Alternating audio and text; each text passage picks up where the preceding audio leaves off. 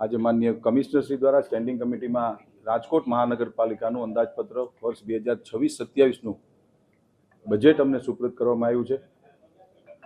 છેલ્લા 50 વર્ષથી રાજકોટ શહેરના નગરજનો દ્વારા ભારતીય જનતા પાર્ટીના અમે સૌ કાર્યકર્તાઓને જે જવાબદારી, અમે આને સત્તાનું માધ્યમ નથી ગણતા, જ્યારે અમે જવાબદારી ગણીએ છીએ, અમને જે સેવાનો મોકો આપ્યો છે, કુલ મિલાવીને કહી શકાય કે આ 52મું બજેટ રાજકોટ શહેરના મહાનગરપાલિકા દ્વારા અધિકારીશ્રીઓએ પદાધિકારીઓને આપ્યું છે। આજે આ બજેટ જ્યારે મ્યુનિસિપલ કમિશનરશ્રીની એક પરંપરા છે, એક મુજબ જ્યારે આપતા હોય ત્યારે હંમેશા અમે ભારતીય જનતા પાર્ટીના કાર્યકર્તાઓ અમે કહેતા આવ્યા છીએ કે અમે જ્યારે આને સત્તાનું માધ્યમ નથી ગણતા, અમે સેવાનું માધ્યમ ગણી હતી। ત્યારે આ રાજકોટ રંગીલું રાજકોટ છે। આ રાજકોટ મારું એકલાનું નથી, આ રાજકોટ આપણા સૌનું રાજકોટ છે।